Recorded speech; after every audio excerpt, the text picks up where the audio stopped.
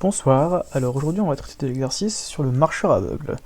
Donc on va considérer un marcheur qui ne voit pas et qui va marcher, qui va se déplacer sur une ligne horizontale avec un mouvement décrit par les équations d'état suivantes. Donc le alpha 2k ici c'est un bruit. Donc on va là on constate qu'il va devoir faire un aller-retour parce que l'entrée U va valoir 1 la moitié du temps et moins 1 l'autre moitié du temps. Donc ça veut dire qu'il ira d'abord à droite puis à gauche.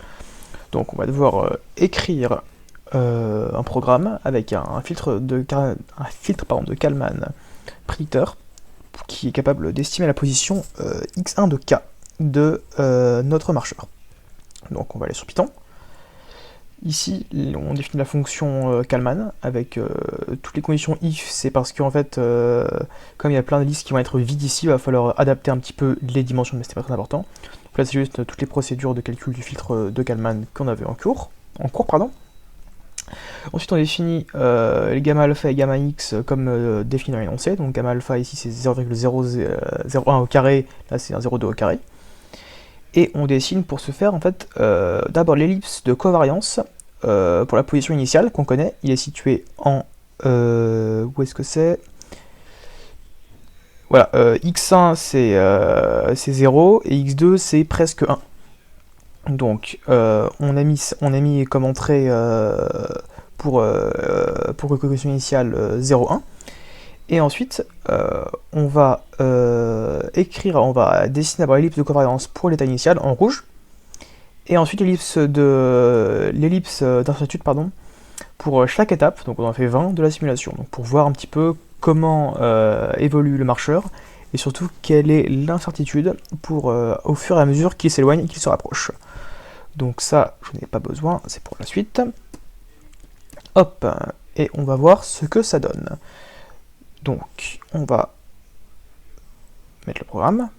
Donc, au début, là, en rouge, c'est l'ellipse, la première.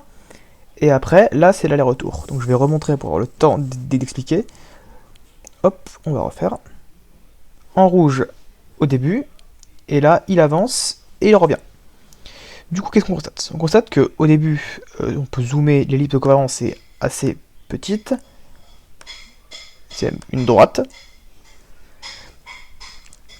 Et au fur et à mesure qu'ils s'éloignent, on voit que les ellipses s'agrandissent un petit peu, elles prennent de l'ampleur, en gros leur R augmente, et pour le retour,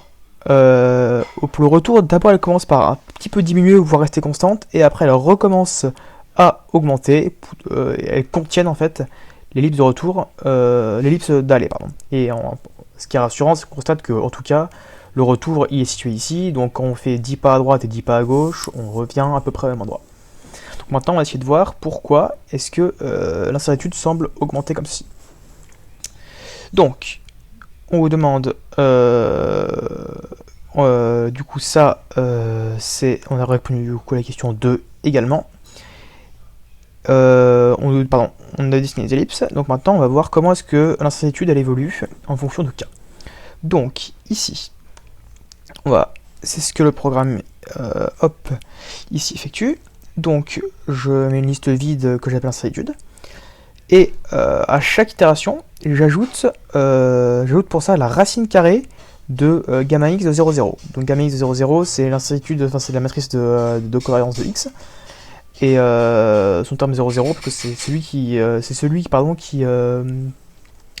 qui quantifie en fait l'incertitude pour x1.